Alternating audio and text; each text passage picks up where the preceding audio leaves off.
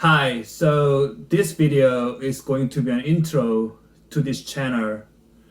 So moving forward with this channel, I want to talk about how you can build your career and your life with your urban planning degree or city planning degree or regional planning degree.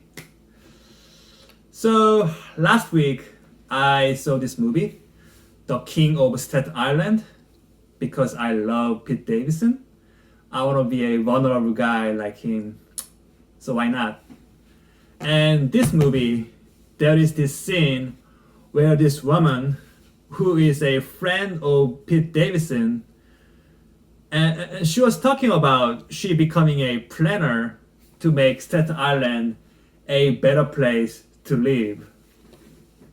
So this scene is not highly relevant to the main narrative, but it struck me so hard because I was like her 7 years ago when I first decided to study urban planning to make my neighborhood better.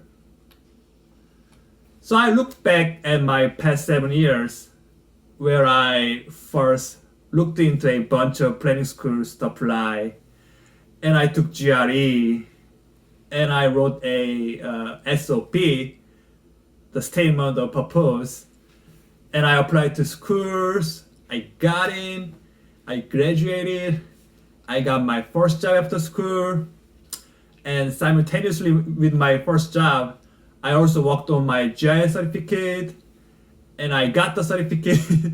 I quit my job, and I got my second job in the middle of pandemic. So it went so fast. So I want to share my experience from school selection to my early career development. And I want to be very, very practical. I don't want to talk no bullshit about planning theory or planning history. And I'm not going to say, oh, if you have sheer determination or strong willpower and patience, you will get the job. No, I'm not like that. But I just wanna talk about the actual strategies and tips for how to apply to planning schools, how to get a job after school, how much salary and benefit you should expect, and why I failed to get some jobs, and how to succeed or how to shine in your job, or the other way around, like how to freeload or how to chill in your office. And I never want to patronize you, and I promise that I won't be condescending. I don't want to be your mentor. I don't want to be your inspiration. I don't want to be that self-claimed visionary figure or thought leader who spends 5 hours a day on the Twitter. I'm not a mentor type of guy, as you can easily tell by now. I just wanted to see how I succeeded or how I failed it, so that you don't make the same mistake that I made. That is why my channel name is How&Don't. How&Don't. And let me tell you why I can, stay humble or relatable, or how I can stay non-condescending or non-patronizing. That is simply because I'm still having a same mentality as you, which is like the entry-level job seeker mentality. So a little bit about me. After grad school, I got my first job at LIHTC, Local Initiative Support Corporation. And when I first got this job, I only thought about staying there forever, getting promoted, having my 401k fully vested. I think one nice thing about our industry is that you will witness or you will encounter new things all the time, and you will learn about the whole new concept like daily basis. That is because you have a chance to get involved in so many different people, so many different projects, so many different organizations, all of which will really inspire to take another adventure. So I decided to switch my career to more of job retention or labor rights side of community development. So I am now working for a labor union as a data analyst. And in order to switch my career, I had to do a lot of extra research and study to catch up with this new industry, like you guys are studying in grad school.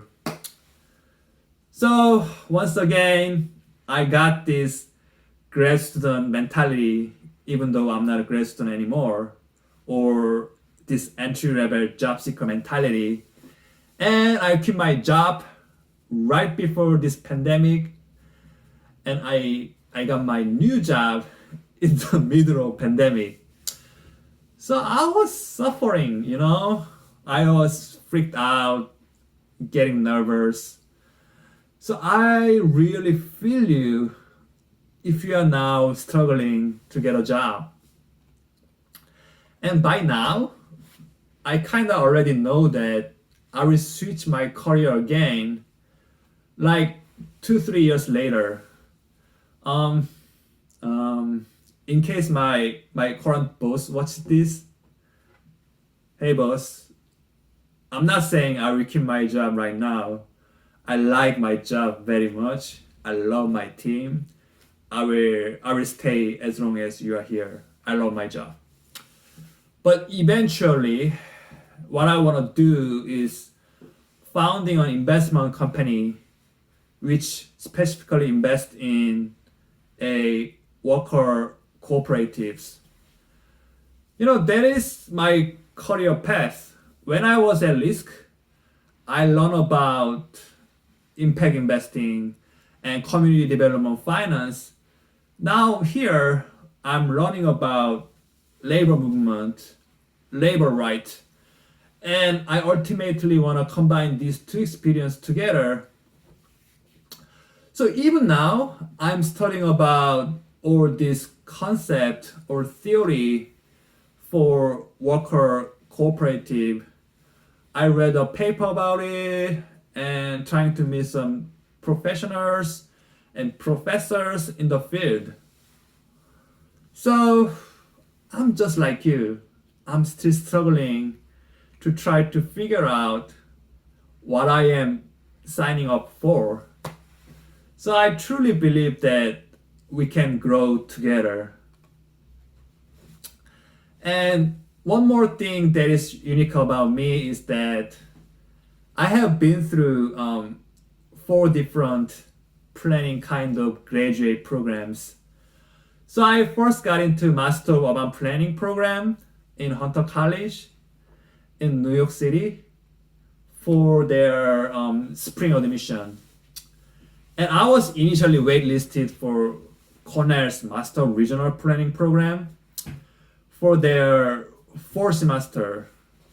So in 2015 January, I was attending Hunter College, and sometime around March, I got off the wait list of Cornell. So I finished my 1st semester with Hunter College, then transferred to Cornell, then attended Cornell's regional planning program for next 4 semesters, and graduated in 2017 May. And also I pursued real estate finance minor from Cornell's real estate program, the Baker.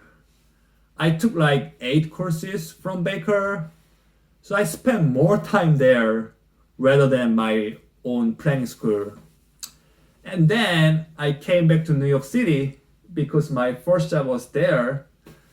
And I went back to Hunter College for their evening classes after work. But this time, somehow, some way, I ended up with their geography department and GIS certificate program. So I ended up taking like 6 GIS courses and got my certificate. So in total, I experienced Hunter's planning program, geographic program, and Cornell's planning program and real estate finance program. So I guess I have more diverse educational experience than usual setting.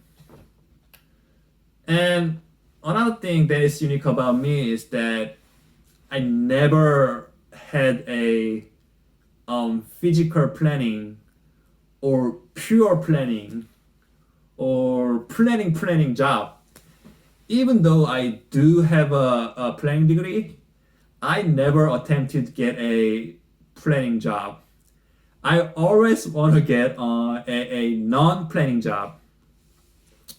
So with that experience, I think I will be able to provide you with some fresh insight, like, how far you can go with your planning degree. So that is it. And next up is how to get a job in the field of community development finance, CDFI, with your planning degree. Thank you so much and have fun.